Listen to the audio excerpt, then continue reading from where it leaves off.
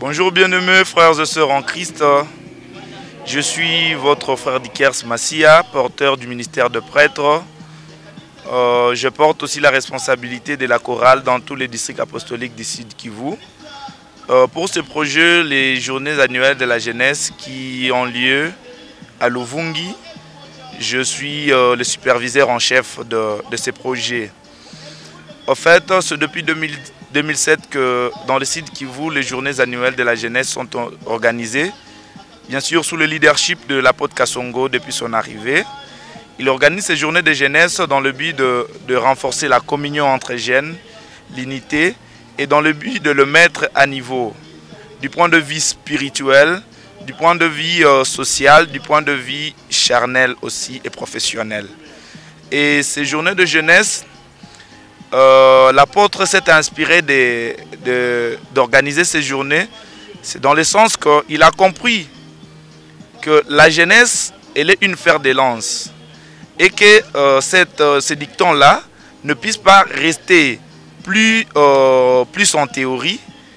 Il a voulu matérialiser en préparant cette jeunesse. Puisqu'il a estimé que, avec ses collaborateurs, les responsables du district, ils ont estimé que après eux, viendra le tour de la jeunesse de prendre la relève de l'église. Et que l'église a besoin vraiment de former des gens bien outillés et bien calés pour son épanouissement. Donc nous sommes ici, c'est depuis hier, selon le programme, le 9 septembre, que les jeunes sont arrivés à Luvungi. Aujourd'hui, le 10, c'est l'ouverture officielle des activités. Ça va se clôturer le dimanche à vers 17h, 18h. Pour ne pas exposer les jeunes, ils vont regagner leur district les lundis. Il y a des jeunes de 9 districts d'anciens. Il y a les districts de Luvungi qui accueillent l'événement. Il y a les districts de Bukavu. Il y a les districts de Kitutu, les districts de Kazusa, les districts de Bunyakiri, ça c'est l'axe nord. Il y a les districts de Kiliba, là nous partons vers l'axe sud. Il y a les districts d'Uvira, mais aussi les districts de Baraka et enfin les districts de Fizi. Donc les jeunes sont mobilisés de partout. Vu le contexte actuel, on devait être beaucoup, on devait aller vers les 2000 jeunes, mais on a pu limiter les nombres pour respecter notre 10e article de confession de foi. Donc c'est ça un peu le bref de cette activité qui fait à ce que le jeune puisse être ici. Et là nous attendons patiemment l'apôtre pour que l'activité puisse commencer.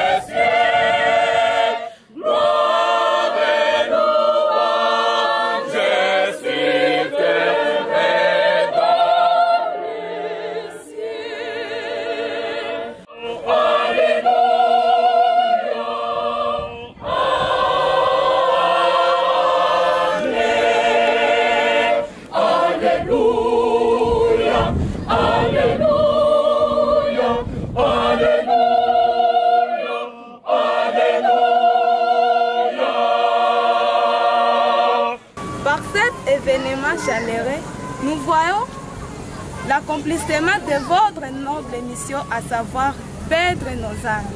Chers apôtres, hommes de Dieu, au nom de tous les jeunes, je souhaite la cordiale bienvenue à vous et aux MD qui vous accompagnent. Merci. Merci beaucoup, ma sœur. Merci. Malheureusement, on dit qu'il y a Covid. Je ne sais pas si ça arrive. Tu peux me ça, merci. Mais j'ai comme l'impression que vous n'êtes pas fatigué. Hein? Et par rapport à ce que j'ai entendu la sœur dire,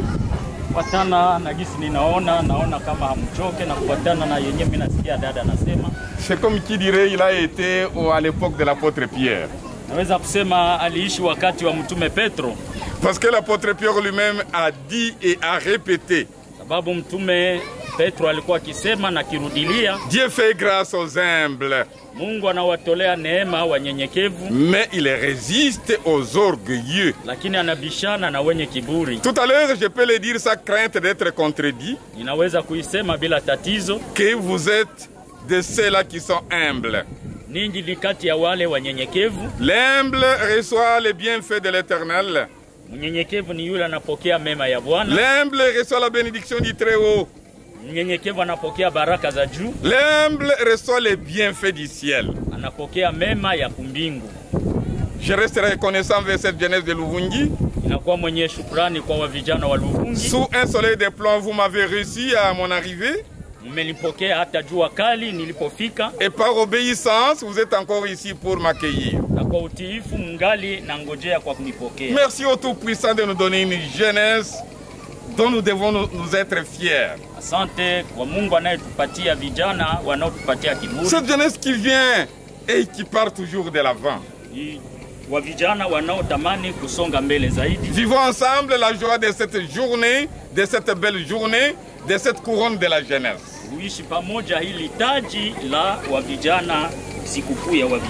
Toute votre vie, restez humble et obéissant. Voilà, je m'avance pour aller couper votre ruban que vous avez mis, le ruban symbolique. Pour en fait que nous puissions débuter les activités de Luvungi 2021. Nous sommes de ceux-là qui imitent nos supérieurs, nos porteurs de bénédiction.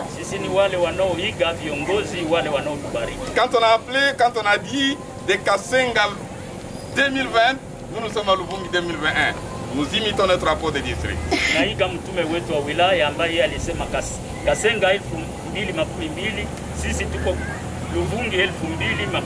Celui qui n'imite pas son responsable, son porteur de bénédiction, il est une brebis perdue. Imitez vos conducteurs. Une fois de plus, merci.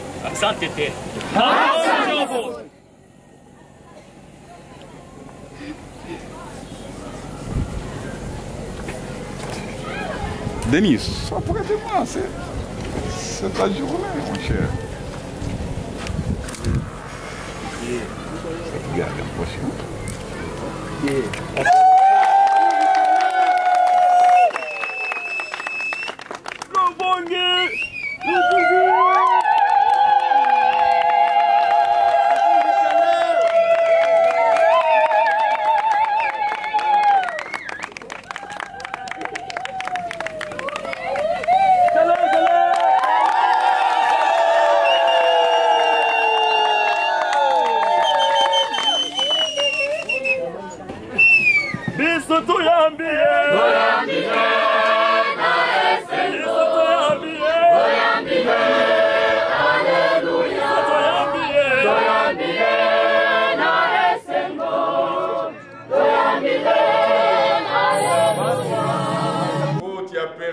La route s'ouvre pour que Baraka, une partie de Fizi et Uvira puisse rallier Luvungi. Uliruhusu njia ifunguke kusudi sehemu moja Uvira, Baraka na Fizi wapate kufika Luvungi. Répondant positivement aux prières nombreuses et de tes serviteurs et de tes enfants. Ukijibu hivyo kwa maombi ya watumishi wako na wana wako. Je te demande comme ton humble serviteur. Ninakuomba kama mtumishi wako mdogo anayeshuka. Comme esclave de Jésus. Kama vile mtumwa wa Yesu. D'étendre ta main sur la jeunesse de Christ ici à Luvungi. Unyoshe mkono wako kwa vijana hapa Luvungi. De penser aux jeunes qui sont encore en route aussi, c'est de Kazusa, peut-être de Kitut aussi. Mafikiri iwelekee wale ambao wangali njiani, vijana labda wakitutu na hata wakazuza. Et ceux qui se demandent en silence. Unajua yote inayofikiriwa na hata kuuliziwa kwa ukimya. Il leur accorde par grâce, grand Dieu. Uweze kuwatolea yote kwa neema. Tu devrais bien nous accorder la protection par tes anges. Uweze kututolea ulinzi kwa njia wa malaika zako. Pia katika imani. Notre apôtre patriarche, notre apôtre de district et nos apôtres. Mtume wetu mkuu, mtume wetu wa wilaya na hata wa mitume. Je n'oublie pas nos collaborateurs ministres ordonnés de ton église. Hatusahau watumishi wateuliwa wa kanisa lako. Je m'unis à chaque jeune frère ou sœur. Natunganisha na kila ndugu ama dada. Dans cette union, nous serons plus que vainqueurs. Katika muungano huu tutakuwa zaidi ya washindi. Au nom de Jésus. Kwa jina la Yesu. Amen. Amen.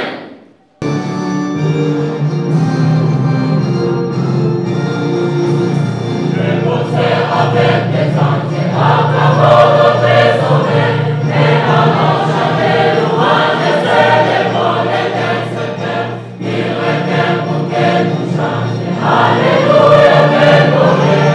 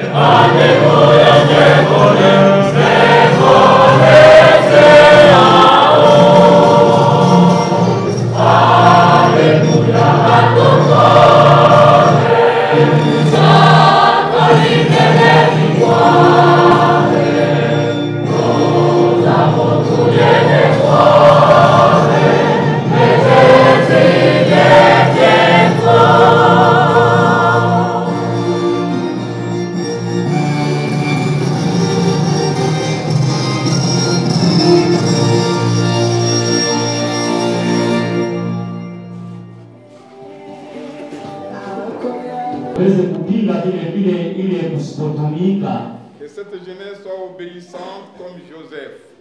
Vijana hao wao watiifu kama Yusufu. Humble comme Adassa. Wawe wanyenyekevu kama Hadasa. Connu sous le nom d'Esther. Aliyejulikana kwa jina la Esteri. Je me fais un agréable devoir de remercier chacun des participants. Nina shuti ya kushukuru kila mmoja anayehudhuria pour avoir fait le déplacement dans la plaine de Ruzizi à Luvungi. Kwa kuweza kubali kufika katika bonde hii la Ruzizi hapa Luvungi. Que le Tout-Puissant qui a conduit vos pas jusqu'ici aliye juu ambaye ameongoza hatua zenu mpaka nafasi hii accorde ses merveilles à chacun.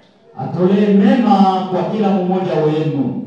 Je nous souhaite que les présentes assises soient placées sous l'insigne de la tolérance. Ninatamani na ninajitakia mkutano huu uwe chini ya sura ya kuelewana et de l'éveil du premier amour. Na kuamsha mapendo ya kwanza. Celui de la création, il nous sera important. Itakuwa ya muhimu kwetu si vous êtes empli de l'esprit d'entrepreneuriat. Itakuwa ya muhimu ikiwa mnakuwa ndani yenu na nia ya kuweza kufanya makazi. Et celui de la création de micro-projets. Muwe wale wanaokuwa na nia ya kufanya miradi ndogo ndogo. Muwe watu wa kufanya makazi maishani mwenu mote. Et contaminer cette culture aux générations futures. Amweze kuambukiza ile hali kwa vizazi vitakavyofuata. Très chers gens, kwa vijana wapenzi, je vous propose les remèdes suivants pour réussir dans cette démarche. Nawatakia mashauri ya madawa hizi kusudi mfikirie ushindi. 3 remèdes. Ni dawa 3. L'équité. Kwa watu wa usawa. La probité. Muwe watu wa adabu ama wa heshima. Et la culture des résultats. Na watu wa kutamani mfikirie ushindi. L'équité veut dire simplement respect des droits de chacun. Ile kwa umoja ni kuheshimisha sheria ya kila mmoja. Et ces 3 vertus restent enracinées dans vos cœurs. Hivi vitu vitatu vipate mizizi ndani ya mioyo yenu. Et mise en pratique durant toute votre vie si vous le voulez bien. Mkitimiza maishani mwenu kama mnataka. Jeunes de Christ. Vijana wa Kristo, Votre passage à Luvungi doit laisser des traces profondes de la bénédiction. kupita kwenu Luvungi iache alama za uketo ya baraka, Du témoignage. ya ushuhuda, Et créer la soif d'attirer les autres dans l'œuvre du Tout-Puissant. na iweze kukokota wengine katika kazi ya Mungu. Mes frères et sœurs, Wandugu na wadada, malgré la pandémie qui a sévi l'humanité entière, japokuwa magonjwa yenyewe inasumbua dunia mzima, vous avez bravé la peur. lakini ulishinda uoga kusudi muje muheshimishe Mungu wenu. Demandons ensemble d'accomplir les souhaits de vos cœurs. Natamani kuomba pamoja atimize nia ya moyo wenu. Pembeni ya hii sherehe, Je vous ai dit la parole tirée dans l'épître de l'apôtre Paul aux Éphésiens. ninawatolea neno linalotoka waraka wa Paulo kwa Waefeso Chapitre 5, verset 6 à 9. sura ya 5 mstari wa 6 hadi wa 8, Donc nous lisons ceci. ambapo tunasoma yafuatayo: Personne ne vous séduise par des vains discours, mtu asiwadanganye kwa mahotuba za bure, car c'est pour cela que la colère de Dieu vient sur les fils de la rébellion. ni sababu ya ile hasira ya Mungu inafika kwa wale wana wakaidi. Nuru katika Bwana, mtembee kama wana wa nuru. Mafasirio kidogo Cette oreille à l'enseignement du Saint-Esprit. tuweze kutega sikio kwa mafundisho ya Roho Mtakatifu. Ouvrez pas votre cœur, n'acceptez pas vos médias et tous les réseaux sociaux. Msifungulie roho yenu yanayopita kwa mitandao na katika dunia. Chassez l'esprit de révolte et de la vengeance. Muweze kufukuza ndani yenu roho ya ukaidi na kujilipishia kisasi. Nous appelez à rendre le mal par le bien. Sisi ni wenye kurudishia ubaya tukitenda mema. Nous sommes les fils de Dieu, Sisi ni wana wa Mungu, héritiers de Christ, warithi pamoja na Kristo. non fils de la rébellion. Sisi si wana wa ukaidi. Les commérages et les colportages ne trouveront pas de la place dans nous. Ile kusemeana uongo haitakuwa na nafasi ndani mwetu. Dieu m'a appelé des ténèbres vers son admirable lumière. Mungu ameniita kutoka giza kwa mwangaza wake.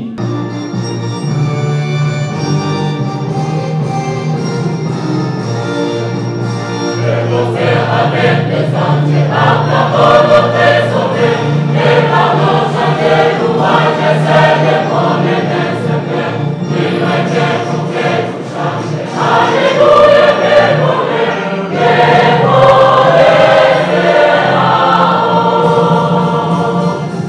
Alléluia, à ton gloire, chantons l'hymne de victoire. Nous avons tous les défauts.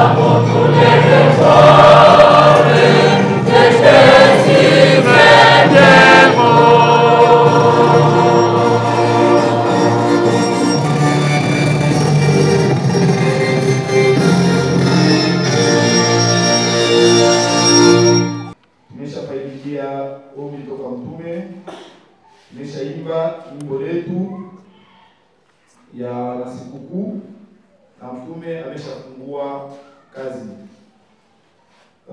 Ilibidi kuelewesha vijana lengo na sababu ya hii kongamano ambayo inapatikana kwa siku ya leo, ambayo badala ya hayo ambayo itasomwa, badala yake tutasoma mipango na kazi itaanza. Mais Mungu akakuwa confirmer message yake tuishi mu dunia mzima, ce que nous appelons aujourd'hui la situation sanitaire mondiale yenye iko mubaya, yenye iko COVID-19 yenye inasumbua pratiquement dunia mzima. Cette pandémie a fait que même Kasenga 2020 yenye hapo de district wetu aliprogramme journée nationale de la jeunesse ikakuwa basculer. Kasenga 2020 ikakuwa kufanyika sasa mu 2021, alors bika coïncider na siku le 4 janvier tukasema nous allons partir à Luvungi. Et aujourd'hui c'est chose faite. Pourquoi Luvungi? Luvungi, il y a beaucoup d'avenir. Luvungi, il y a beaucoup de jeunes. Luvungi, il y a beaucoup d'initiatives. Je ne minimise aucun district. Minayua mwanabifanya bizuri sana presque partout. Mais alors nikasema tulipita Kiliba, dans Sange, tukenda Uvira. Nous sommes allés à Fizi, à Baraka. Et on a fait ce que nous avons appelé la RPG. Rencontre provinciale et à jeunesse, 2 fois par Bukavu. Alors je me suis dit, présentement, il faut tout aider par Luvungi. Tout encourager les jeunes à Luvungi. Une journée, il n'a tout en banini. Je place cette journée sous l'insigne, il y a Kuvumili à la tolérance. Kuvumili, il y a Kuvumiliana. Kuvumiliana ni ya muhimu watoto wa Mungu wapenzi. Mwenye kuvumilia anakolaka tunda ya kuivya. Nous sommes divisés, mufuate mzuri ile neno mina watolei. Journée annuelle de la jeunesse de Luvungi, inatamani kuniambia mufunge masikio kwa discours mingi ya bongo. Inafanya bajene bawe divisé. Réseaux sociaux tunaitilize inakuwa lieu tribunal yetu. Kutukana na mule. Kusema kwa vya bongo. J'attire l'attention à la jeunesse. M'utiliser il média yote hivi. Ce n'est pas mal, mais on a mingi, sikia mingi, nasema kidogo. Hii journée itu avancer kwa ile. Ile ilikuwa yenye mimi natamani niikamate kwanza, kujitolere kama mwenzako anafanya kibaya, au yeye qu'est-ce qu'il a pour se dire esprit gani? Première chose à kufanya, mais en prière. Ni kuombeana. Hapana, non. Unasema fanya mbaya, ulifanya fanya mbaya. Non. Il est bloc gauche, bloc droite. Je préfère que Luvungi puis enterrer hapa, puis tupe mon rivière Ruzizi na ishuke yende kulaki Tanganyika. Nous sommes divisés, mufuate mzuri ile neno mina watolei. Journée annuelle de la jeunesse de Luvungi, inatamani kuniambia mufunge masikio kwa discours mingi ya bongo. Inafanya bajene bawe divisé. Réseaux sociaux tunaitilize inakuwa lieu tribunal yetu. Kutukana na mule. Kusema kwa vya bongo. J'attire l'attention à la jeunesse.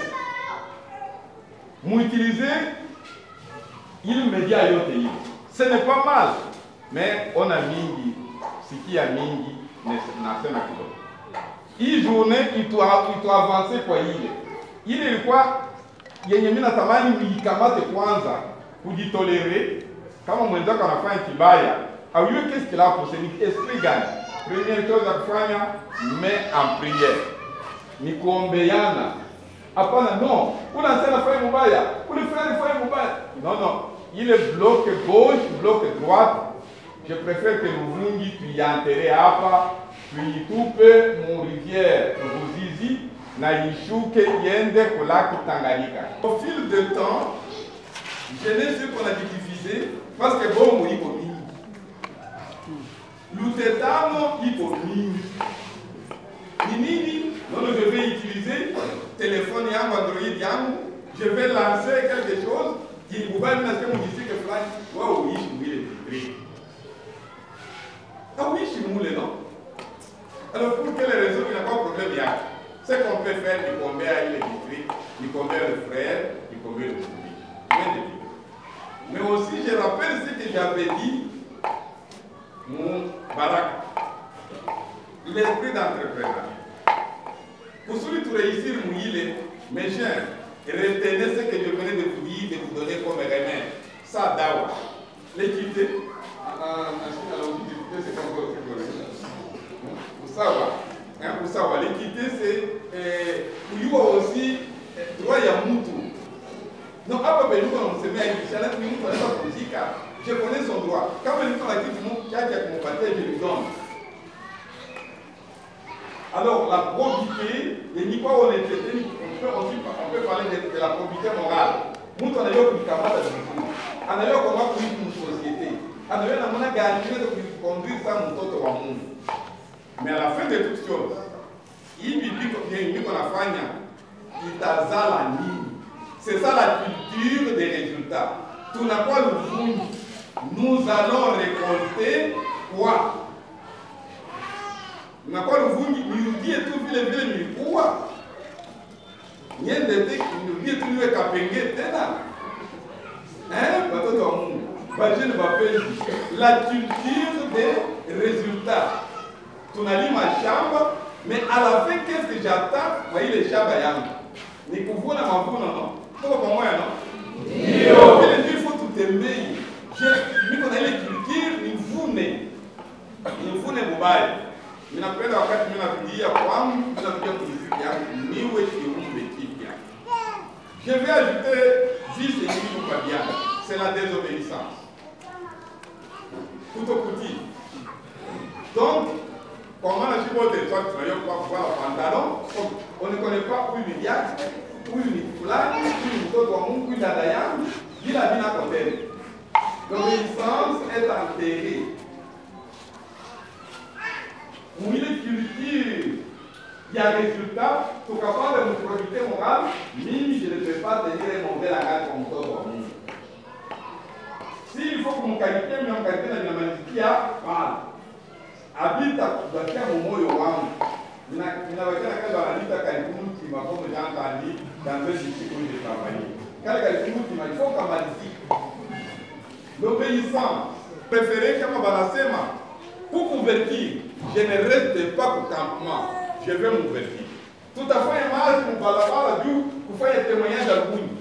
Nous tous jeunes, nous sommes tout qu'on a eu dans la foura, abattre Banaona, abani batoto ba. Et il faut ne pas apostolique, dès que barembo, dès que très bien, na imani na someka ndani mwao. Na amani iko mingi, on le voit. Avant de venir injecter l'imani qu'on lise cela. Et je ne veux pas aller éveiller la connaissance et la doctrine qui est tout le bandou balandique à permettre, pas bandou pour moi-même si mon autorisation. Il faut toujours ma détail la doctrine néo-apostolique. Léo Badjen avait fait un témoignage. Léo a une visite. Léo kwenda kumimbo mpaka bana kukokota mpaka bana kusukuma. Bon, peut-être à l'intérieur ça ne se fait pas, mais quand j'arrive chez moi, chez lui à Bukavu, là où je suis, Boutafrika hivi nous avons fait autant. Si 20 c'est déjà un record. Doctrine yetu inatuomba quand je fais quelque chose, ninamwangalia Mungu na ninatoka chini ya moyo wangu. Magie itapita. Je ne sais pas. Je vous ai dit que la journée est extraordinaire. Il y a même les frères qui sont à l'étranger, comme dans ma coupe, dans ma médaille. Je ne sais pas si c'était arrivé, c'était déjà arrivé. Il est où? On pouvait le prendre hier, à Bukavu. Vers chez nous. Maintenant, ça va arriver comment? Pour les vainqueurs. Il fallait dire aux responsables du GEC, au niveau du district apostolique, Angivuka, anaenda kuikamata. Nous sommes les vainqueurs, tout à fait prendre un symbole tout, mais couper, tasema kama ni ya kitutu.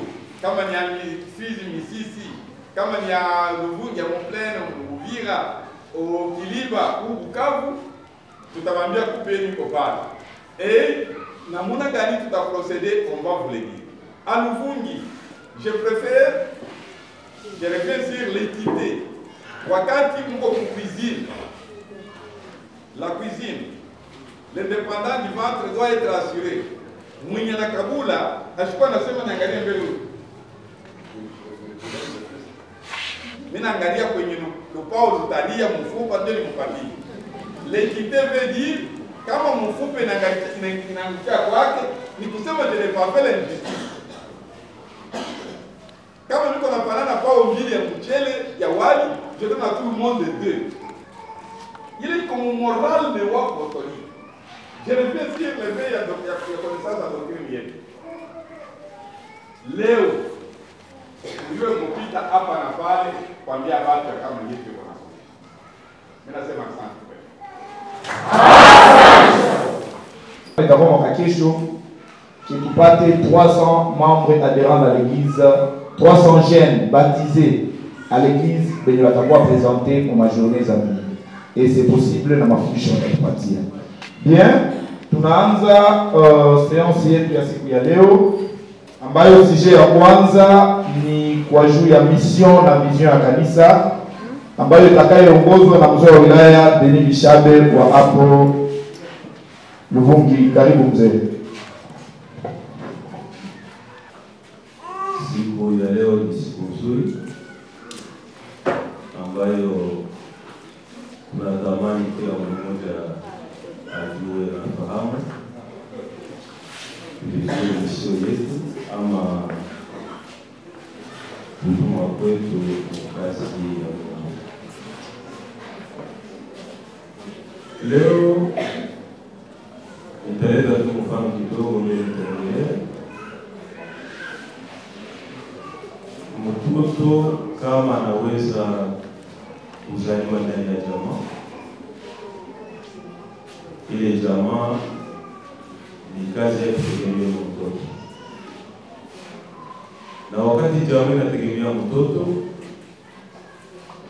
ule mtoto anakoma, kazi ya ule mtoto ni kutetea ile jamaa na kutetea hata wazazi wake. Na ile mtoto yote ambayo anaweza kujipata, anavipata kwa zile baraka ambazo Mungu alimtolea kupitia wazazi wake ama wanaomshuhudia. Ndio kwa maana nasi kwa nyakati hii ambayo tunakuwa nyumba ya Mungu tulizaliwa wapendwa wangu. Na wakati tumezaliwa kunakuwa kitu kimoja ambacho kinawenda kutusukuma na kujua ya kwamba eske ninakuwa mtoto mwenye sina rafiki, eske niko mtoto mwenye sina majirani wazuri, eske niko mtoto mwenyewe ambaye ninachukiza hata wale wote wenye kutuzungukia. Na kama uko mtoto wa aina ile, maana yake hauyakuwa mtoto mwenye kuleta matunda mazuri ndani ya jamaa yako. Sasa kiroho tunajua ya kwamba tumezaliwa. Na wakati tumezaliwa, tutenda kuangalia mu kitabu cha Mathayo sura yake 18 mstari wake wa 19 mpaka mstari wa 22. Ambayo inasema namna gani Yesu aliwatuma mitume waende wafundishe watu. Na wakati walienda kufundisha watu, walete nini kule kwa Yesu. Wale wenyewe walikuwa wanajua ya kwamba ni habari mbaya, ni wale ambao walitambua ya kwamba maneno ya Yesu inawavugia maneno yao. Lakini hawakuacha, waliendelea. Na wakati waliendelea, aliwaambia muwalete na muwabatize kwa jina la Mungu Baba, Mwana na Roho. Na wakati aliwaleta, waliwaleta waziwazi, ilionekana kwamba waliweza kubatizwa kwa jina la Mungu Baba, Mwana na Roho Mtakatifu. Na ile ilionekana kwamba walikuwa katika mission.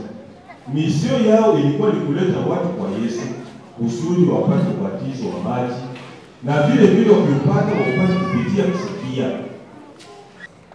Ile isiwezi kukata tumaini kwenu wala sikate tumaini kwetu, kwa sababu tunajua ya kwamba Yesu angaliki nasi, Yesu angaliki anatusutenir kusudi tuweze kufanya kazi yake na kuleta wengine kwa Yesu. Wapendwa vijana, ningetamani kusema kwamba hiyo ndio mission yetu. Mkisoma kitabu cha Mathayo, sijui Mathayo sura 28, 19 na 20. Kijana mata soma hapa. Ni juu tu ya wokovu. Kusudi watu watoke dhambi waingie kwa Yesu. Watoke katika zile sheria za zamani. Watoke katika ile mambo ambayo ilikuwa inawasumbua. Ndio kwa maana Yesu alitamani kuwaita waende kwa Yesu. Na alitamani wale watu kusudi waje kwa watangaze ile habari. Ni juu tu ya wokovu. Kusudi watu waokolewe. Kuwa na wokovu ni kusema kwenda kuishi ukichunga kale kakitu ka wokovu, maana yake utaenda kuishi milele pamoja.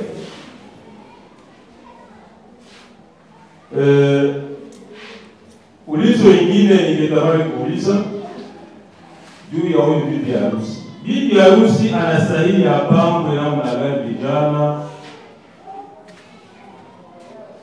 Bibi harusi anastahili apambwe namna gani vijana? Swali nalomba jibu.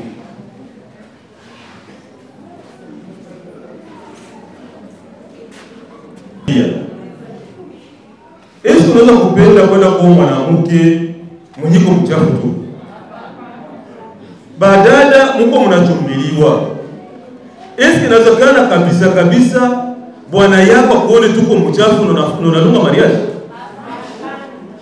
Mbona ulizo ilikuwa ni ulizo moyo iko sana. Bibi harusi anapambwa namna gani? Vitu gani vinampamba bibi harusi? Kusudi bwana harusi apendeze. Ule bibi harusi atapambwa na tabia nzuri, matunda ya Roho, uvumilivu, mapendo. Vitu gani? Ile yote ndio itaweza kupamba bibi harusi. Ndio itakuwa nukta yetu ya pili, na nukta yetu ya tatu mimi naititile, je, unajua? Le saviez-vous? Je, unajua? Voilà, ile ndio nukta tatu tutasimulia juu ya sakramenti. Bila kuchelewa, nukta yetu ya kwanza tunasema itakuwa ni frère. Nukta yetu ya kwanza sakramenti itakuwa ni. Unaona niko karibu yangu lakini niko na reve. Wewe? Nukta yetu ya kwanza itakuwa ni frère. Nukta ya kwanza ni definition ya sakramenti. Voilà, sakramenti ni nini? Mimi kwa mwalimu mtaniruhusu nitembee. Jua mimi wako na sinzi. Sakramenti ni nini? Frère. Kwa majina naitika kwa jina la Mtakatifu. Sakramenti ni vitendo vitakatifu ambavyo vinaambatanisha mtu na Mungu. Vitendo vitakatifu vinaambatanisha mtu na Mungu. Kwa mwenye anaweza kuongeza? Nina tamani definition sawa vile mko nayo mu makatechisme. Sawa mlishasoma makatechisme. Sema moja huko. Yeye ulishasoma makatechisme. Sipende yako. Naita kwa jina la Clémentis, mnona songa Clémentis. Sakramenta ni vitendo vitakatifu vya msingi vinavyotolewa kwa watu kupitia watu ambao Mungu anatolea wokovu kwa mwenye anaipokea. Voilà, m'acclamez ou c'est.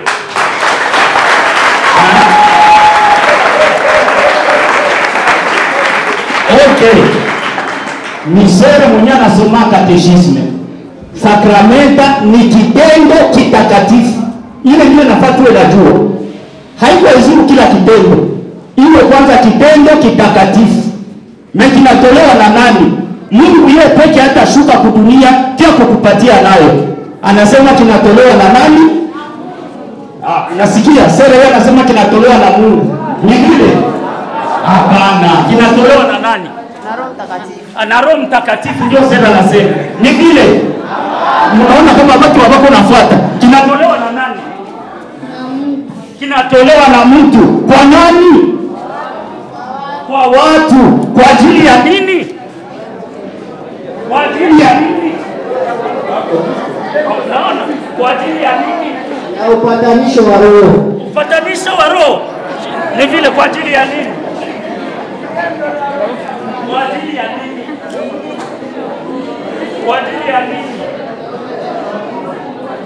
Kwa ajili ya nini? Kwa ajili ya watu. Kwa ajili ya watu. Kwa ajili ya wokovu. Tufuatane. Donc Mungu anaeleza kitendo kitakatifu kinatolewa na watu kwa ajili ya nini? Ya wokovu. Kwa nani? Kwa mwenye kukipokea.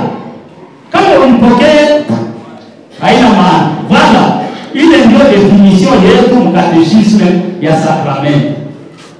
Mais sasa mbele tuone faida yake. Mais tulishaona deja faida pale.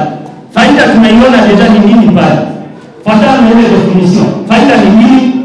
Faida ni nini? Wokovu. Sasa wokovu ndio nini? Wokovu ndio nini? Tufuatane. Wokovu ni nini? Akujelekeza mbinguni. Ni kweli hiyo? Nione manuale hapa labda vile wako na wokovu. Ale wanware mbio. wokovu nadhani ni kuokolewa katika. Nadhani ni kuokolewa ndio ni sasa. Anadhani ni kuokolewa ndio ni sasa. Wokovu ni kuitika kufuata Yesu Kristo. Kufuata Yesu. Kuitika kufuata Yesu Kristo. Wokovu ni kuiacha giza kuifuata nuru. Fuata giza haona. Kuokolewa ndio ni nini?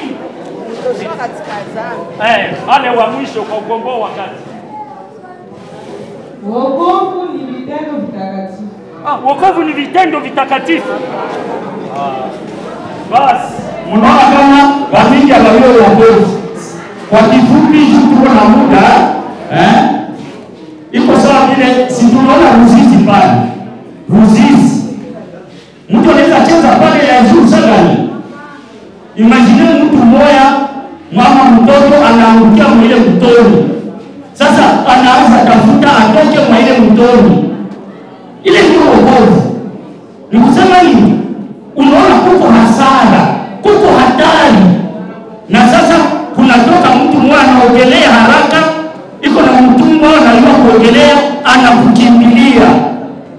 Usizame. Ile ndio wokovu.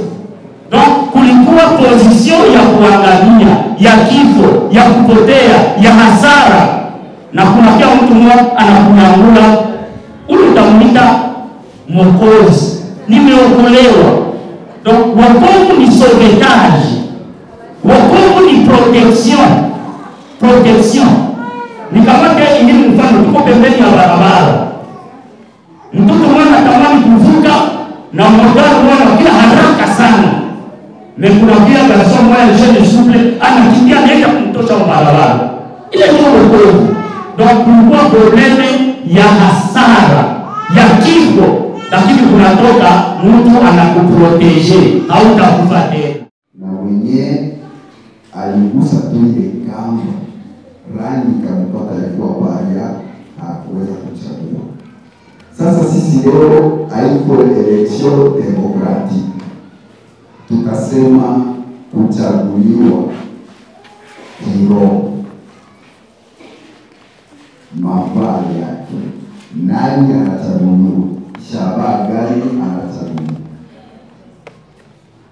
Ndiyo maana tukasema nani anayechagua. purke huko vile vyenyewe huko haiko demarche wala merite moya yenye ulifanya purke huko leo hivi haiko demarche wala merite moya yenye ulifanya, ni mapenzi ya yeye Mungu tu. Unakamata hivi kisi nilivyo, nilichaguliwa ni Mungu tu. Ili ndio kuchaguliwa kiroho. Mungu anakuchagua na ndiye maana uko kisi hivyo. Ndio mwingine pengine aliye mzuri kuliko wewe, yeye hana ile neema. Ni mapenzi ya Mungu tu. Tutasema watatu au wanne wenyewe walichaguliwa.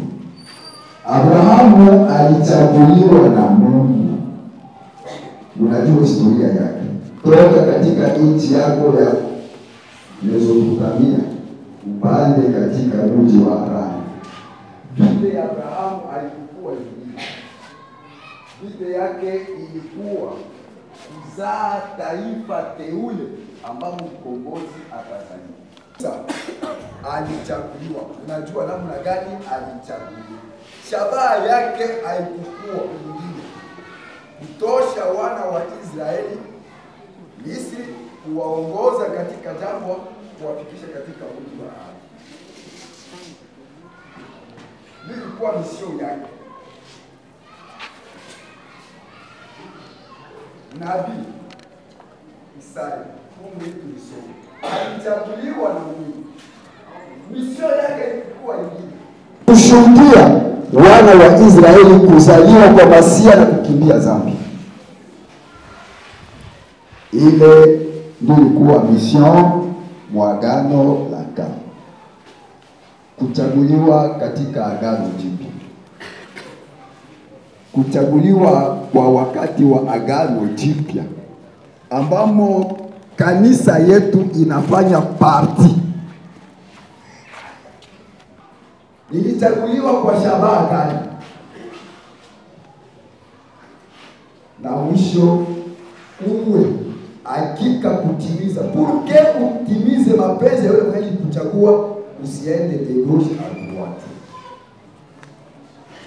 Yule mwenye kuchagua alikupatia mission, uitekeleze, uikubali na uitimize.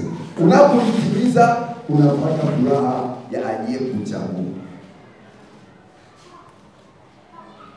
Nitawapa mfano ulio katika kitabu cha Wafalme. Nabii kijana na nabii mzee. Unaona kila habari yake. Nabii kijana chaguliwa na Mungu.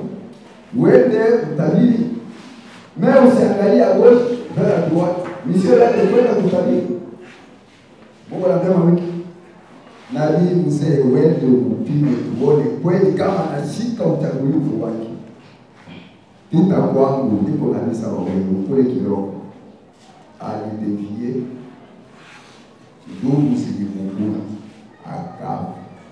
Frère, tuwe fidele kwa uchagulifu wetu. Sasa wale wanaochaguliwa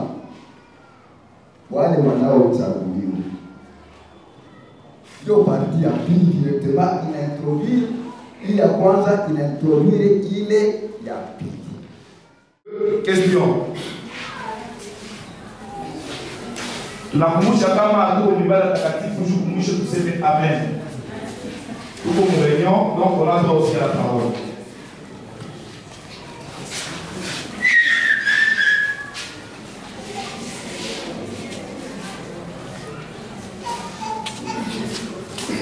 Kama bana shida bila bauliza sasa. Mwili nilita hapo sipote, uliza baba. Nitamani kuuliza baba, kama vile kijana,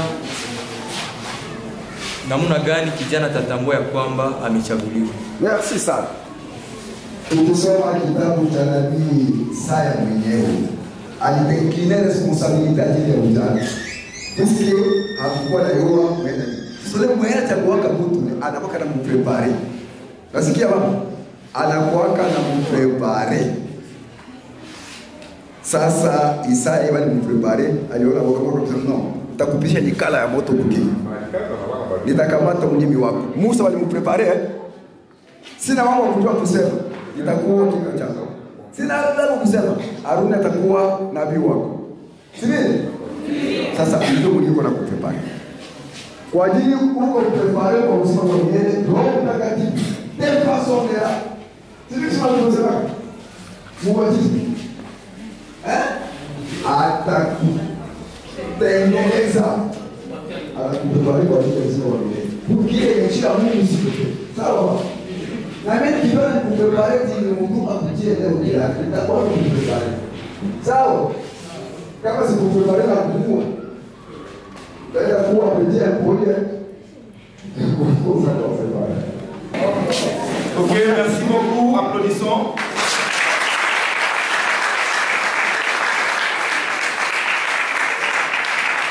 Nafikiri sasa tuko kwa école primaire. Sasa leso inaisha wanakupatia DAD kurudia kunyumba gonga kichwa juu kesho ulete 5/5. Donc, kesho tuko na défi ya kurépondre kwa les questions wanatulancer. Bien, tutafuatilia programme yetu lentement mais sûrement pour tunaenda vers le bon chemin. Tunataka ongea juu ya leadership malheureusement. Mimi ndio nilikuwa préparé kufanya avec un ensemble d'assaut du pouvoir mais souffrir ou vile mais dans lesquels c'est Dieu qui connaît. Bien, nous allons devoir exposer sur le leadership. Malheureusement, groupe générateur et tout, il a la capacité à projeter, mais ça, tu as branché projecteur. On a vu que tu as pesé ça là. Il faut tout être très léger et très simple pour que tu puisses. Souvent, communément, on parle du leadership. Mieniko leader. C'est très bien. Baba Yangu, ils ont vraiment introduit l'habitude de Muzuri, un enchaînement moins logique. Et récemment, l'évangéliste Manatoka Fundisha, il a parlé de l'élection et de l'humilité. Napenda kwanza tujue que unaweza kuwa umechaguliwa, mais cela ne vous donne pas la qualité unakuwa leader. Aujourd'hui, nous devons savoir créer la différence entre un leader et un manager. Parce que pour l'eau et apôtres et tous les responsables, s'ils sont ici, c'est pour nous préparer. Ce sont des réalités qu'il ne faut pas se voiler. De façon volontaire ou involontaire, ils seront contraints de partir un jour. Et c'est vous et c'est nous qui serons obligés d'occuper ces chaises qui sont là. Mes pères, avec tous les respects, je loin de moi les conflits de génération, mais c'est une vérité que nous devons tous connaître. Un leader, c'est quoi? Le leadership, c'est le processus d'influence auquel tout a maximisé ma effort et à groupe. La productivité est à beau pour que tu atteindre vision et ne plus projeter. C'est ça le leadership. Donc le leadership est bâti sur 3 piliers. Si tu veux être leader, d'abord il faut être inspiré de ce que tu veux faire. Si tu veux être leader, il faut avoir la conviction en ton inspiration. Pour la conviction, ou bien qu'on appelle le fikier. Et si tu veux être leader, il faut avoir la capacité d'influence. C'est là où se trouve le problème. Il faut que les gens que tu conduises puissent t'écouter et te suivre volontairement. Donc les deux parties. Quand ces gens-là vous font confiance, ils vous donnent le pouvoir sur eux. Ils vous donnent le pouvoir de les donner les ordres. Ils vous donnent le pouvoir de décider sur leur avenir. Voilà pourquoi nos chorales tombent des fois envahis par déficit de l'effectif et de la qualité. Voilà pourquoi nous retrouvons dans la jeunesse néo-apostolique, la plupart des fois on parle des journées de jeunesse. Moi je me demande pourquoi on appelle ça journée de jeunesse. Parce qu'à mon avis, ce sont les choristes qui viennent. En quoi elle est journée de jeunesse? Donc l'église néo-apostolique est formée que des choristes. C'est un défi. Évaluation de performance. Nous aimons plus la responsabilité que d'aimer le travail. Le leadership est à la base du changement. Le leadership est à la base du progrès. Aucune chorale, aucun district, aucune entité sur la terre ne peut se développer sans leadership. Donc si vous voulez avoir un développement, il faut d'abord être inspiré du leadership. Laissez-moi vous dire, vous pouvez occuper un rang très élevé dans la société, dans votre organisation, mais cela ne vous donne pas la qualité de leader. Tu n'es pas leader. Le leadership n'est pas un boulevard dont tout le monde peut se frapper à la poitrine de que je suis leader. Détrompez-vous mes frères. Le leadership, c'est un sentier. Un leader doit être dépositaire de valeurs. Le valeur, c'est aussi le travail actif. Le valeur, c'est la discipline aussi. Le valeur, c'est aussi l'autodiscipline, pas la discipline seulement sur les autres. L'autodiscipline aussi, ce sont les valeurs recommandées. Le valeur du leadership, c'est aussi l'honnêteté. Les valeurs d'un leader, il doit être flexible. Un leader doit être attentif aux followers qui le font confiance, qui le prennent pour un mentor. On ne force pas à quelqu'un, on ne force pas à un groupe d'être mentor. Mais il faut étudier ses besoins. Il faut étudier, les écouter, approcher. Il faut avoir de l'empathie avec ces gens-là. On a été des éléments libres dans l'église, nous choristes. Par nos comportements, beaucoup se sont lassés. Même le serviteur de Dieu. Pourquoi on a fait abstraction au leadership? Aujourd'hui, nous devons comprendre que nous avons de grands défis à relever. Mon frère, ma sœur, il faut faire à ce que notre présence ici ne soit pas un non-événement. L'église apostolique ne forme pas un club de touristes. Voilà pourquoi nous ne sommes pas venus comme des touristes ici. Au retour de ces journées, nous devons apporter un changement positif. Nous devons être une personne forte pour s'autoproclamer que nous sommes des chorales fortes comme on le voyait dans l'avenir, dans le passé, et une jeunesse forte, elle est triple pro. Programmateur, producteur, projecteur. C'est ce qui qualifie une jeunesse forte.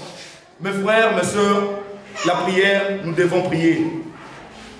Mais aucun pays au monde, aucun district au monde ne s'est développé que par la prière. Je ne mets pas en doute la force de la prière. Dieu n'a pas créé un district développé, un district sous-développé. Laissez-moi vous dire la vérité. Prenons l'exemple de deux districts, de régions, de deux églises territoriales. L'église territoriale de la Zambie et celle de l'Afrique du Sud. Dans les années passées, quand on était des enfants, la Zambie était la première chorale en Afrique. Mais qu'est-ce qui a fait à ce que l'Afrique du Sud puisse se redoubler, prendre la première place? Est-ce la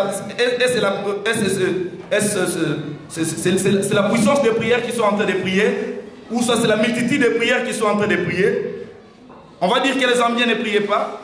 Et aussi prier Dieu. Posons-nous une question. Tout ce que nous faisons. Pose-toi la question. Qu'est-ce que je suis utile à l'humanité? Personne n'est improductif. Personne ne peut donner de bons résultats. Mais il est question de faire une bonne analyse. Mes frères, tous on est positifs. Et l'état de nos chorales, l'état de nos jeunesses, nous sommes tous coupables. Il est question d'étudier des forces. Il est question d'étudier des faiblesses. Et de bien le utiliser. Et il faut savoir transformer les menaces en opportunités. Une opportunité nous est encore offerte aujourd'hui. De nous ressaisir. On nous a outillés par les enseignements pour que nous soyons en mesure de produire et atteindre les rêves. La faiblesse est dans la tête. L'incapacité c'est dans la tête. Dans le leadership, on nous dit, il faut viser haut et très loin. Il faut viser la ligne. Vous connaissez combien de milliers de kilomètres nous séparent de la Terre, la Terre aux étoiles. Mais on nous recommande, nous devons viser les étoiles. Car si nous ratons les étoiles, nous pourrons même atterrir sur la ligne. Mes frères, il y a des gens qui conçoivent des projets que l'entourage te dit, mon frère, tu ne seras pas à Messie. Ça c'est une utopie, ça c'est un rêve. On vous prendra pour un fou. Garde confiance en toi. Suis ton objectif. Pense à Socrate qui a dit connais-toi toi-même. Et cette conviction, parle avec les autres.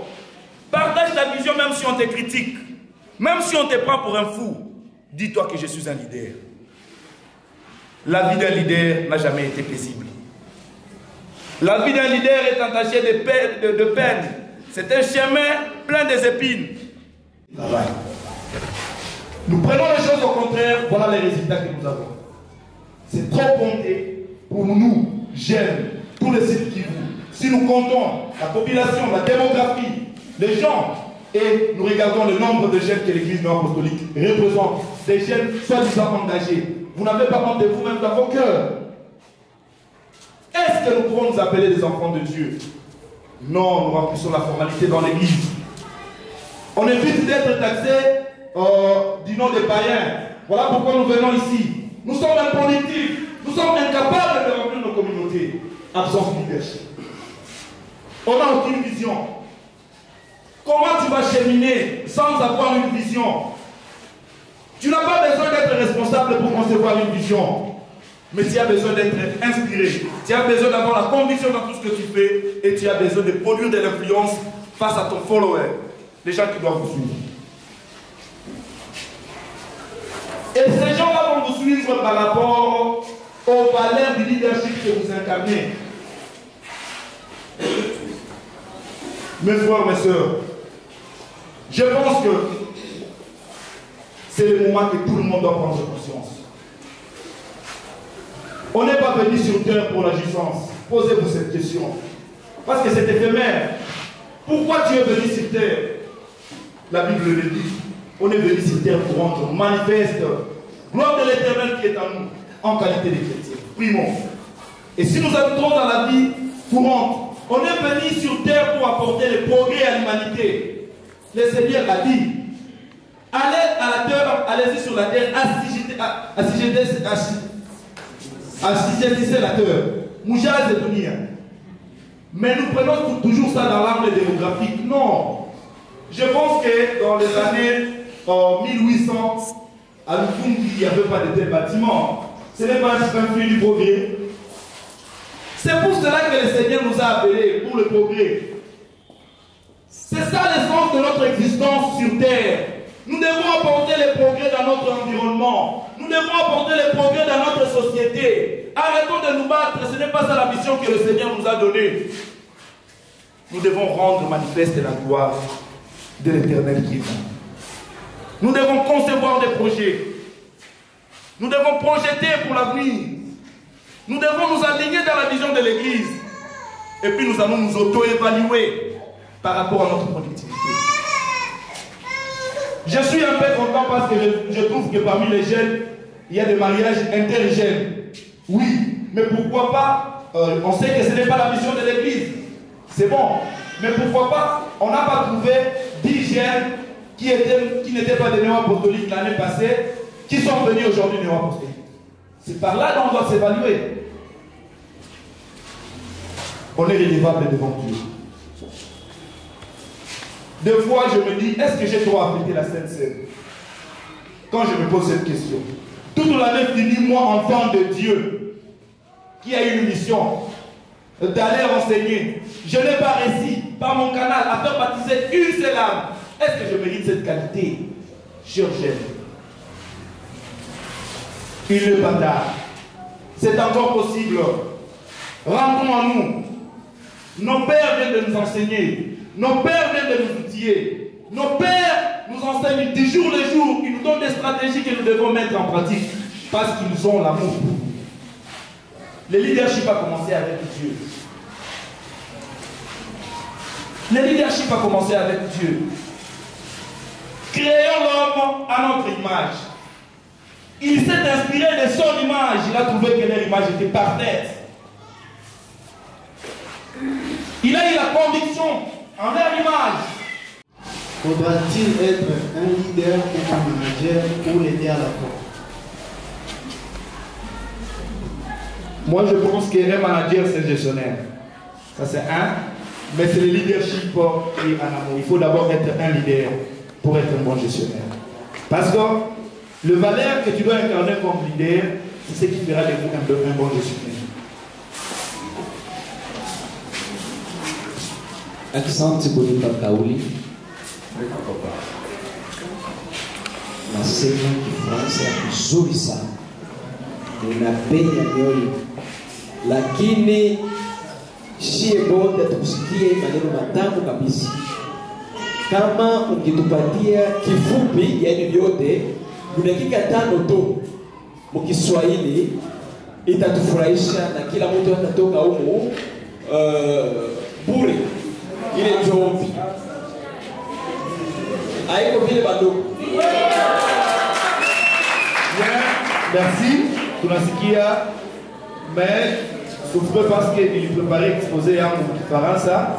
EVD anajua Kiswahili sana. Sasa kutoka tutaenda baba atatusaidia kutuelewesha. Nisikie sema vitu vya shida. Merci. Entre manager et leader. Bien que Black et Mouton en 1946 disent qu'un leader c'est un manager et manager c'est pas un leader. Je pense que vous avez eu la réponse, mais c'est qu'à cela ne tienne, nous allons devoir dire que le manager est né, donc c'est le fruit du leadership. Puisque le leadership, c'est un leader, c'est un créateur. Un manager, c'est un gestionnaire. Un manager vient gérer ce qui a été créé. Voilà pourquoi ne soyez pas fiers d'être manager, par contre, soyez fiers d'être leader. Merci. J'aimerais aussi savoir les avantages et les désavantages d'un leadership. Les avantages du leadership, c'est apporter le progrès à l'humanité, apporter le progrès à votre entité. Les désavantages, c'est partout, parce que la vie d'un leader est vraiment, il est trop combattu, il y a trop de peine, il y a trop de douleurs dans les parcours. Ça demande vraiment une forte résistance et avoir beaucoup d'énergie, avoir un grand cœur pour continuer. Et avec la leçon qu'on a compris, l'humilité, vous pouvez être un bon manager. Voilà pourquoi cette leçon a précédé. Pour la question, que faire pour avoir un esprit créateur, pour créer? Il faut vous poser la question, qu'est-ce que tu as décidé de faire dans la vie? En quoi tu peux être utile dans la société? Je me souviens pour la deuxième question. Je suis un leader. Je pose des actes, donc j'ai un esprit créatif. Est-ce que le leadership peut être mis en cause dans la vie? Le leadership, d'abord, toute sa vie, la vie d'un leader a toujours été remis en cause. Parce que c'est une vie de combat. Voilà pourquoi il est important, une fois que vous êtes inspiré, que vous ayez la conviction dans votre inspiration, que ce ne soit pas des tantôt plutôt. Que ce soit bon ou mauvais, qu'on te prenne comme un fou, mais si ce que tu fais est bien planifié, ça produira des fruits. Merci. Il y a pourquoi ça leadership, mais pourquoi ça va manager. Et il ne faut pas deux personnes à la fois, pas battre où il y a la femme. Il faut une personne qui est leader en même temps manager. Maintenant, quand il va la combattre, ils se sont dit, nous devons trouver quelqu'un qui doit diriger maintenant les États-Unis. La première président. Qui connaît le nom du premier président des États-Unis? Ah, maintenant, il ne peut pas. Ce monsieur-là a fait son travail. Et celui qui est venu après lui, c'était qui? Le deuxième président des États-Unis. Les universités, vous êtes ici, non? Il n'y a pas de soupçonnés. Le deuxième président des États-Unis, c'est qui? Qui est Abraham Lincoln? Abraham Lincoln ni nani? Hein? Hein? Celui-ci avait un esprit qui a pu éveiller partout en Amérique et puis au niveau. Parce que quoi dans ma qualité. Mais si vous en êtes à prêter serment, il faut un numéro à congrès. Congrès venir à l'Assemblée nationale, à la Sénat, et réuni. Le président a donc, il se met au podium, ça ne me connaît qu'à la fois, il va commencer son discours. Américain. Monsieur se met debout, un sénateur. Il Lincoln, mets-toi d'abord. Qu'est-ce que toi tu veux? Où on appelle ton bien?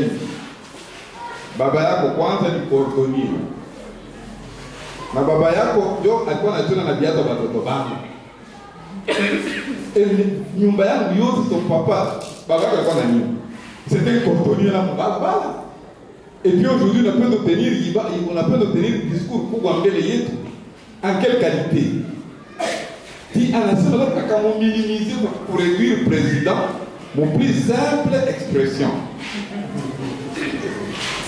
L'orateur nous dit qu'il faut avoir de l'énergie renouvelable. Il n'a plus quoi dans le goût, il dit qu'on a mukongezeka. Ijapokuwa nakutana na magumu, ijapokuwa nakutana na mimba, nile nguvu yende mukongezeka. Wakati anamaliza na anamwambia hivi, mimi najua kama baba yangu yeye ni cordonnier, na kupitia ile shindano yake na ile uzi yake ndio nilisomesha masomo, nikamaliza university, nikaingia mu politiki na mweba Amerika mkanichagua ni kwa president. Mimi mniambia hii mimi najua kushona kilato saa vile baba yangu alikuwa anashona. Baba yangu alikuwa anashona kiatu kila erreur. Dites-moi, baba yangu alishona kilato kiatu mbaya kusudi nikishone mimi leo nikushonee. Peut-être alishona mbaya na hiyo si baba yangu alikuwa anaweka esprit yake yote, moyo wake wote kukazi yake alikuwa anafanya. S'il vous plaît, kama baba kushona kiatu mtoto yako, ya bibi yako yako mbaya, unipatie nazo mimi nikushone nikutengeneze parce que baba anafanya kazi yake.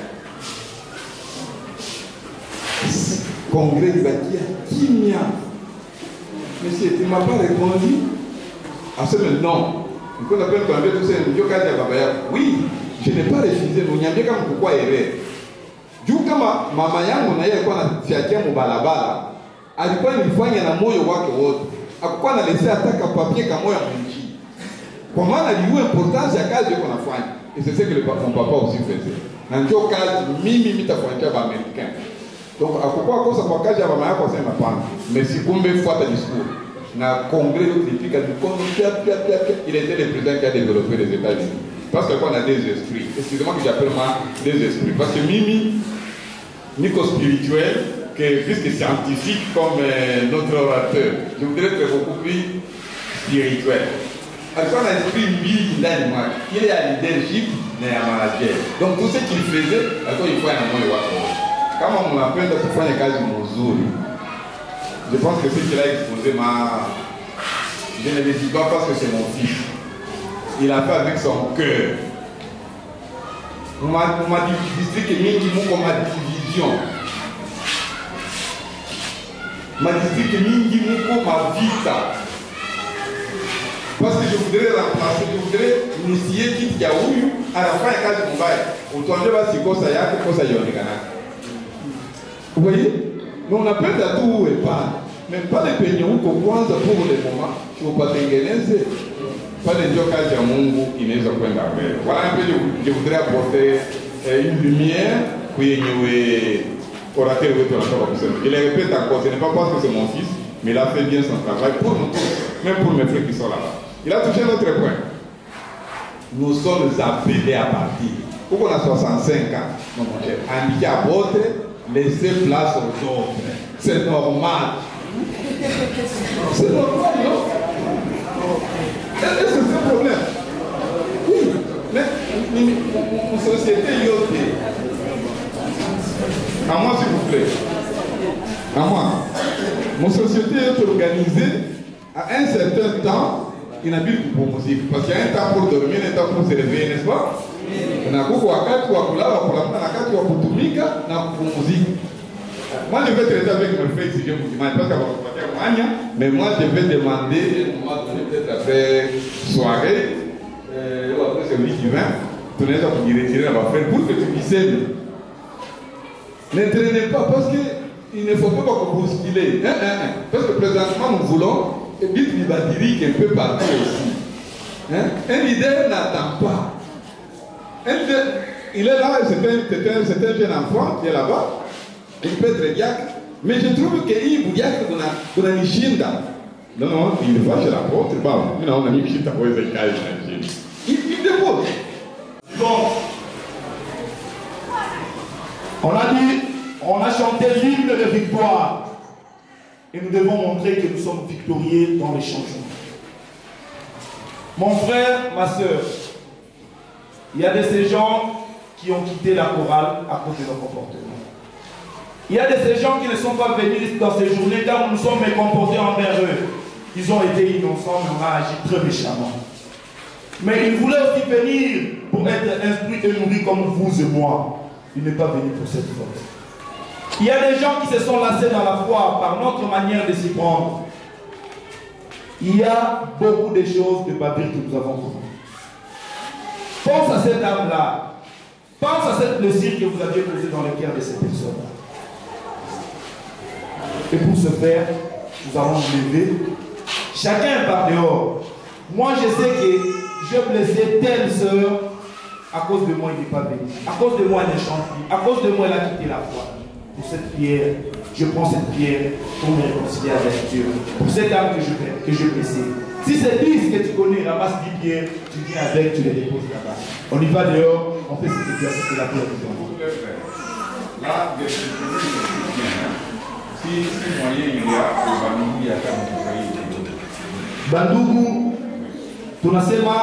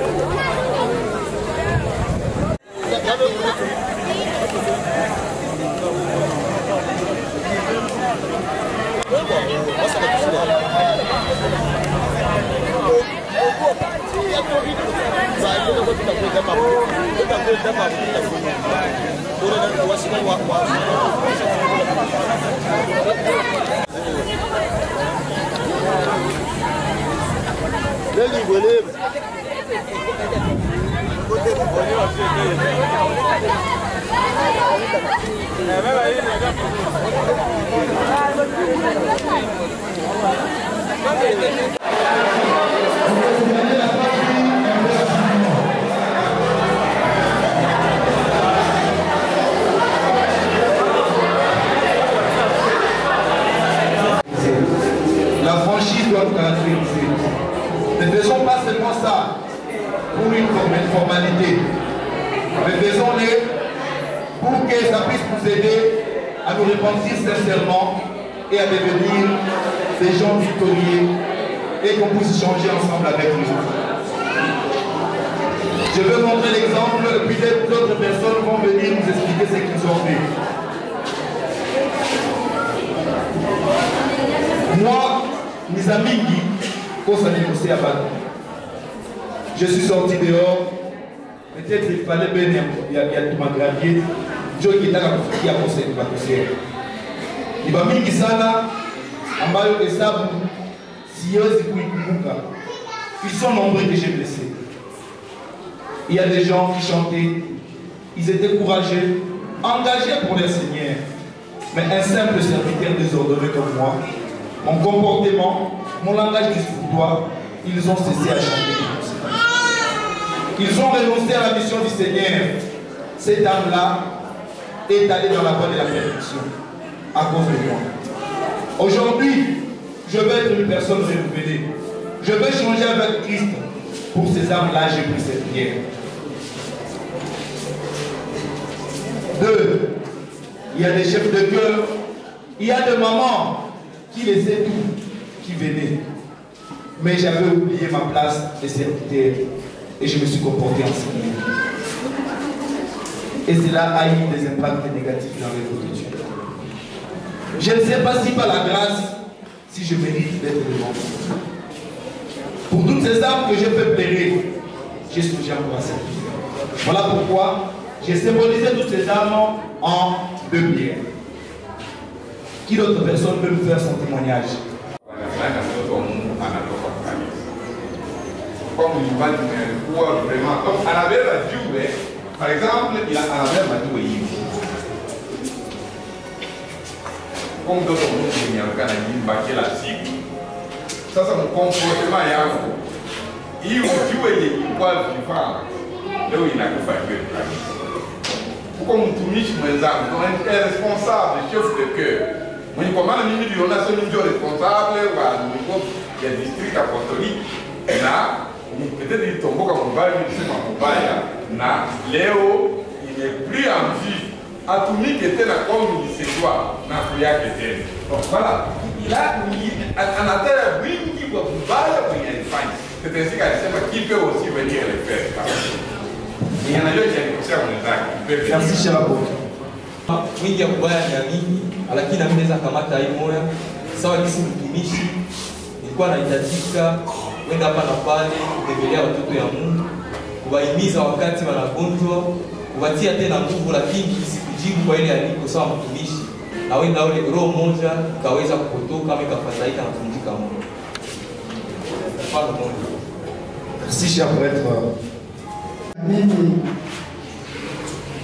kiongozi wa waimbaji nijue mwa yenye nilikamata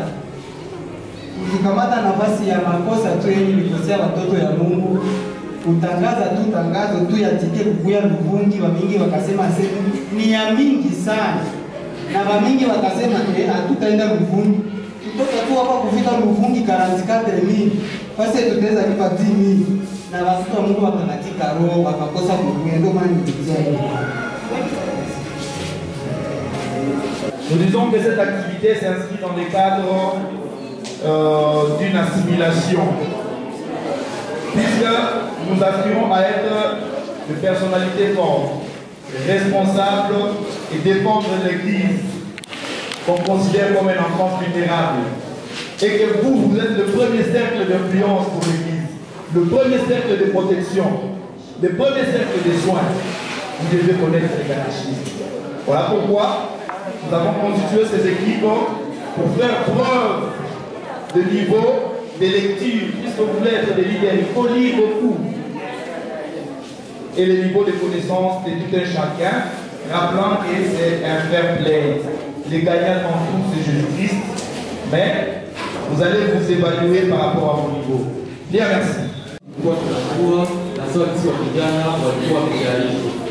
Kusema hii konkuru ya katekisme haikupasa juu inadescrire mission na vision ya kanisa.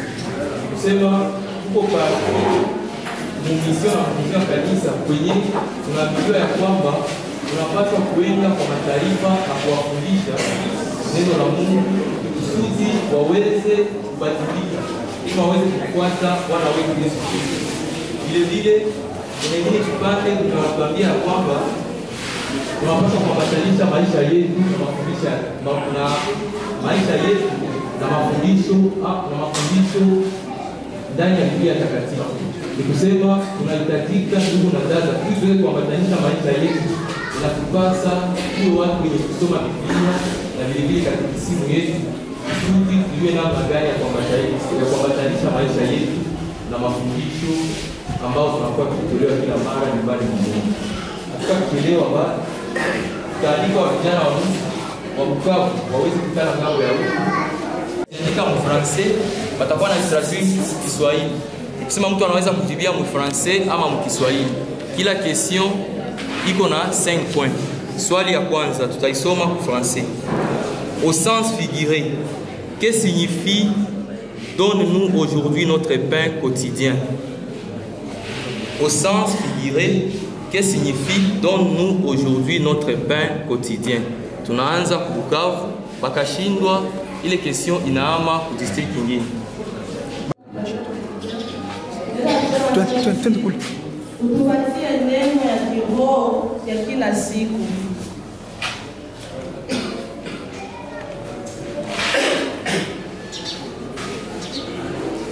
Nikusema swali ya kwanza Bukavu inaweza, nikusema nachukua alama 5.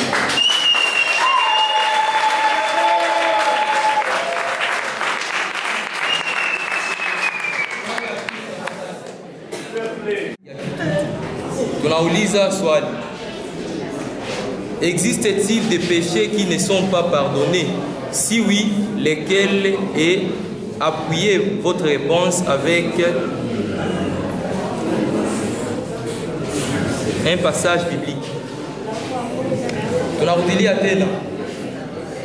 Existe-t-il des péchés qui ne sont pas pardonnés? Si oui, lesquels? Et appuyez votre réponse avec un passage biblique.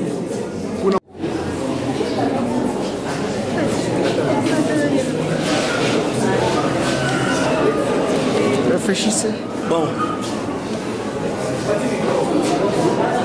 Kuna dhambi ambayo Yesu kusamehewa kama vile ukufuru Roho Mtakatifu. Tunakosa passage biblique.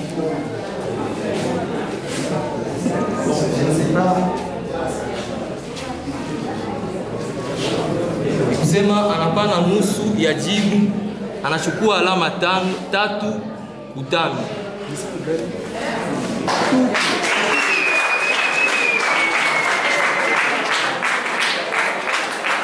District ya Fizi. Swali ni hii.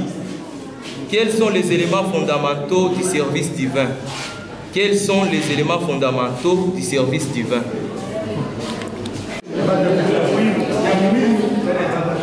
Réfléchissez.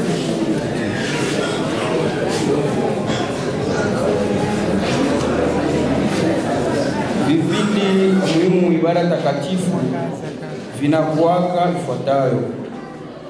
Kuna kipindi cha kwanza ni kualika Utatu Mtakatifu, na kipindi cha pili kinakuwa ni kipindi ambacho cha kusherehekea karamu takatifu, na kipindi cha tatu kinafuata ni baraka ya mwisho, baraka ya mwisho wa ibada takatifu.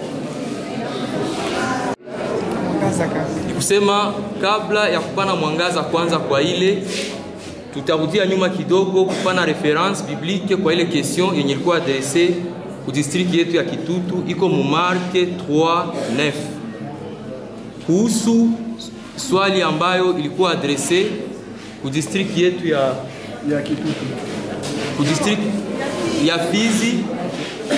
Tutapana sawa, tutatambulisha wa vijana ya kwamba iko ni question numero 618 mu catéchisme yetu, iko ku page 192.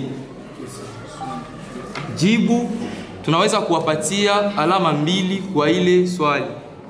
Kusema jibu ni hii: l'enseignement des apôtres ama mafundisho ya mitume, la communion fraternelle umoja ya undugu, la fraction de pain ama kusherekea karamu takatifu, et les prières na maombi. Ya Luvungi swali ni sous quelle identité Dieu se fait-il connaître? Sous quelle identité Dieu se fait-il connaître?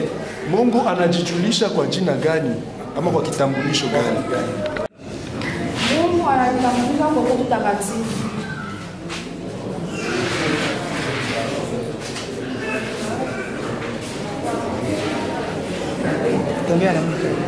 Ile swali inarudia ku district ya Bukavu, inaenda ku district ya Bunyakiri. Mungu anajitambulisha kwa wanadamu kwa hali gani? anajitambulisha kupitia wamitume wake.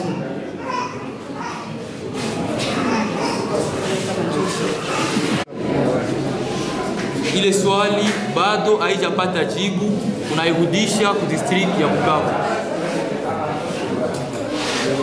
Mungu anajitambulisha wali tatu. Moja iko Dieu est réconciliateur des hommes, libérateur d'Israël.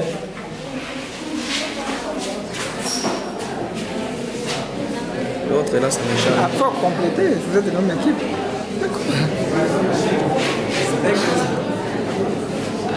Kuwa alama moja. Référence iko Genèse 1 ama Genèse 8 21 22. Mungu anaonyesha kwa wanadamu muhali ya baba muumbaji sawa gisi mchungaji wa uumbaji wake. Anajionyesha vile vile muhali ya mwana sawa gisi mkombozi na yeye aliyetuletea wokovu. Anajionyesha vile vile muhali ya Roho Mtakatifu sawa gisi mfariji mwenye kutuongoza katika ukweli yote.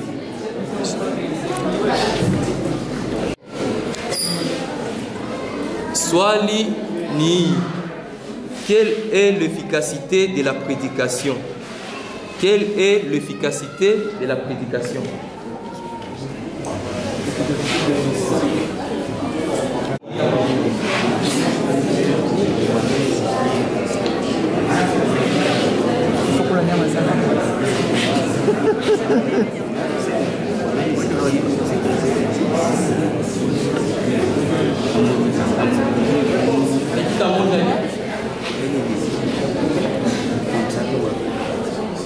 Mahubiri iko na nguvu ya kubadilisha yule ambaye anayesikia amrudie Mungu kwa yale ambayo alikuwa anayatenda. Wow. Sijue ile question tunaielekeza ku district ya kufuata. Attention.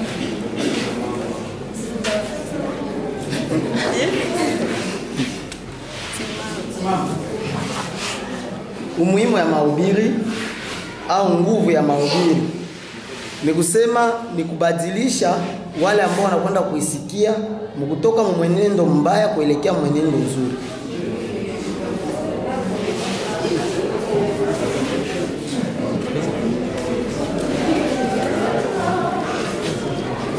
Umuhimu wa mahubiri ina nguvu wakati waimbaji wanatolea wimbo, ni bali ofisia anakuwa na nguvu zaidi ya kutolea neno kwa wasikilizaji na ili nasema hivi. Umuhimu wa mahubiri, nguvu yake ni kusema hivi, wakati waimbaji wanapotolea wimbo, ni pale ofisia anakuwa na nguvu zaidi kwa kutolea wimbo kwa wasikilizaji ili wapate kumwelewa vizuri.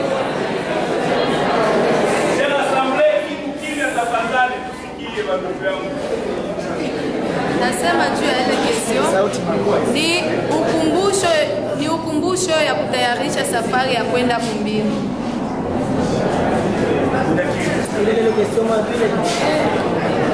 Pour ya catéchisme tulipanaka mashapitre zenye tutapozea kwa question. Tulisemaka chapitre ya kwanza, ya pili, ya ine, ya munane na ya 12. Ni kusema hatuko tunachagula makestion au hasard, lakini ni kwa mashapitre zenye tuliweza kuandaa mbele.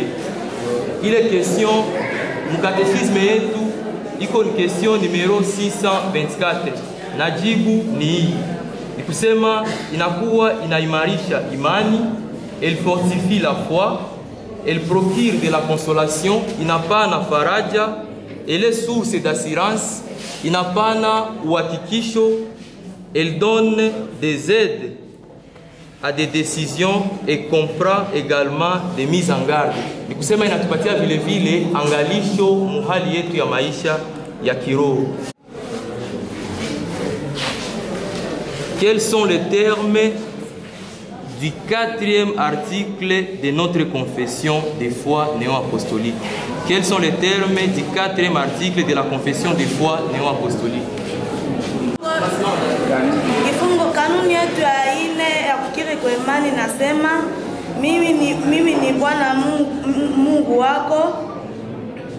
Mimi ni Bwana Mungu wako.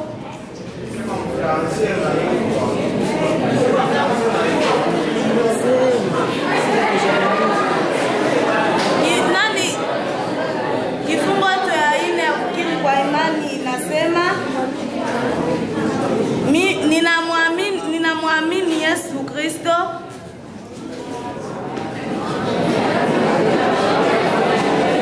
watuma ulimwenguni na bado wanawatuma wakiwa na mamlaka ya kufundisha kusamehe dhambi kwa jina lake na kubatiza kwa maji na kwa Roho Mtakatifu. Asante dada wetu, tunachukua kusema district ya Kitutu inachukua alama 5 juu ya 5.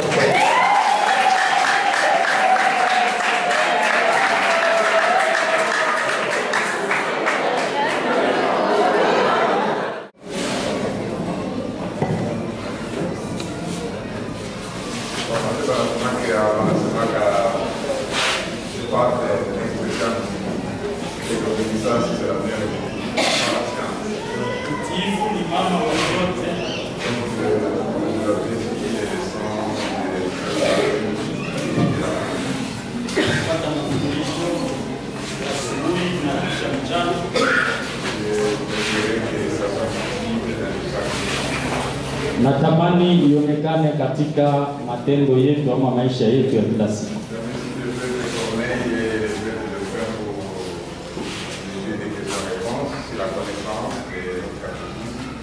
Kwa makasisi Corneille na Jospin kwa ajili ya maulizo ya katechisme.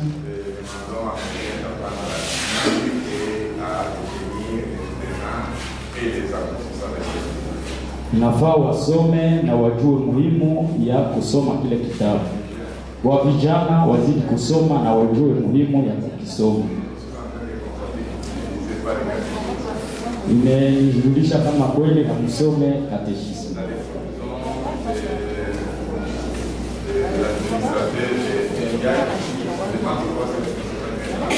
Katika mkutano wa diakoni mara nyingi wanauliza ile maulizo. Kwa WhatsApp wa vijana wanazoea kuulizana ile maulizo. Mara nyingi hadisi ya kanisa wanauliza mara nyingi ni katechisme. Maile wanaomba vitabu vingi. Sababu ni mnaiomba ile kitabu. Niliweza kila mtu atapata alama 12 ndio 12.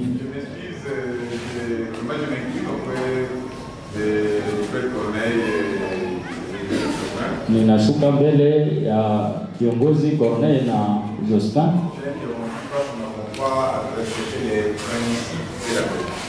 Nimesema watufunge ama tumalize juu hatukufuata mipango ya kielimu.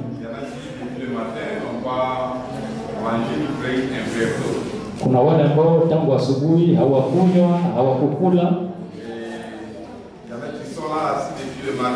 Kuna wengine wameketi tangu asubuhi.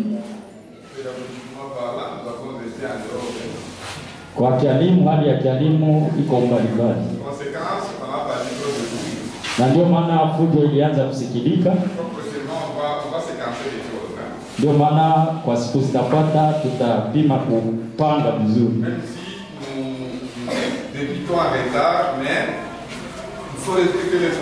Japokuwa tunaweza kuanza nyuma, lakini tutaheshimisha nyakati.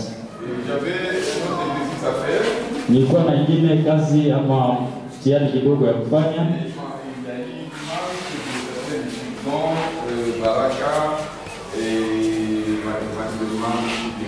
Kulikosa mawilaya ya Baraka na Uvira kwa kufanya ile.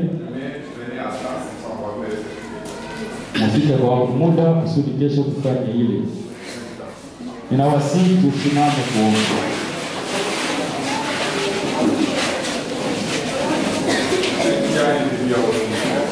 Kilicho na mwanzo kina mwisho wake, Baba wa mbingu.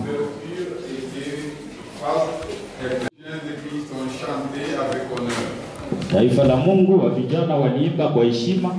a résonné dans le cœur. hata wimbo wao uligusa mioyo, Mais aussi nous portons les forces pour faire la prière de fatigue. sababu tuko mwili kwa mwisho kumekuwa mchoko. Bientôt nous allons devoir rentrer, les jeunes vont aller aussi.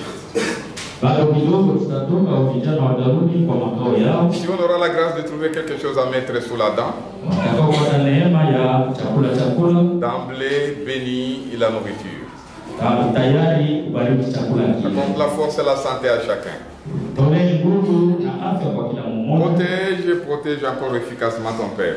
Ulinde tena ulinde zaidi taifa lako. Accorde-nous mieux de plus. Ututolee mingi na mzuri zaidi. Exaucez-nous au nom de Jésus. Utukubali kwa huruma mjina la Yesu. Amen. Amen. Restez assis parce qu'on clôture toujours avec l'hymne des partout. Ah, restez debout, vous pouvez dire restez debout.